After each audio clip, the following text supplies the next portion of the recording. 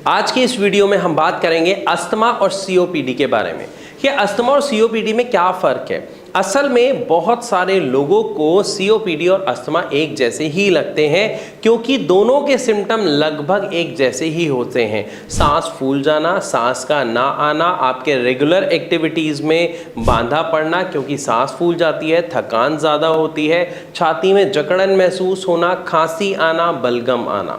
लेकिन दोनों में फिर भी बहुत बड़ा फ़र्क है। अगर हम इसके फ़र्क के बारे में बात करें और आप जानना चाहते हैं कि अस्थमा और सीओपीडी में क्या फ़र्क होता है तो मैं आपको डिटेल से समझाने की कोशिश करता हूं।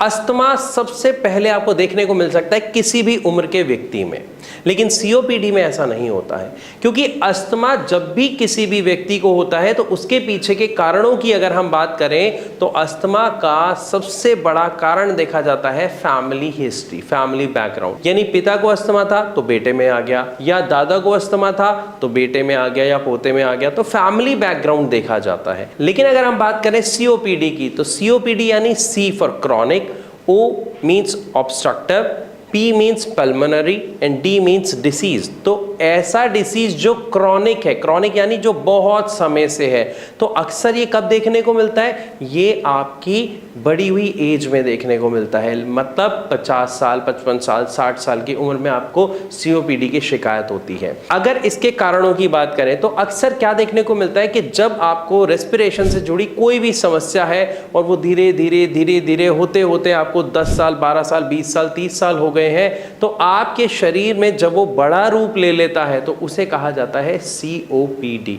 तो आप समझ गए होंगे कि सीओपीडी और अस्थमा में क्या फर्क है सबसे पहले। लेकिन दोनों के साइन एंड सिम्टम्स एक जैसे ही आपको दिखाई दे रहे होते हैं क्योंकि दोनों ही जो समस्या है वो आपकी रेस्पिरेटरी ट्रैक से जुड़ी हुई समस्या है। दोनों में ही इन्फ्लामेशन होता है और म्यूकस प्रोडक्शन बढ़ जाता है, साथ ही साथ आपको सांस लेने में काफी तकलीफ का सामना करना पड़ता है। और अब अगर हम बात करते हैं इसके ट्रीटमेंट की तो अस्थमा को काफी इजीली क्योर किया जा सकता है, उसको रिवर्स किया जा सकता है और एक हेल्दी लाइफ जी जा सकती है। लेकिन अगर उसी के दूसरी तरफ मैं बात करूं सीओपीडी की तो सीओपीडी को जड़ से खत्म करना पॉसिबल नहीं है। इसको केवल मैनेज किया जा सकता है, यानी आपकी बढ़ती हुई समस्याओं को कंट्रोल किया जा सकता है। इसको खत्म कर पाना नामुमकिन होता है, पॉसिबल नहीं होता है।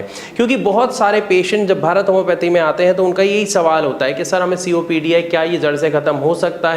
तो देखिए, हम जानते हैं कि homeopathic medicine 100% side effect free होती हैं, लेने में आसान होती हैं, इसलिए पेशेंट्स इसको जल्दी से और आसानी से ले पाते हैं और इसका रिजल्ट भी उन्हें काफ़ी जल्दी मिल जाता है क्योंकि ये डायरेक्ट ब्लड के कॉन्टैक्ट में आके वर्क करना शुरू कर देती हैं।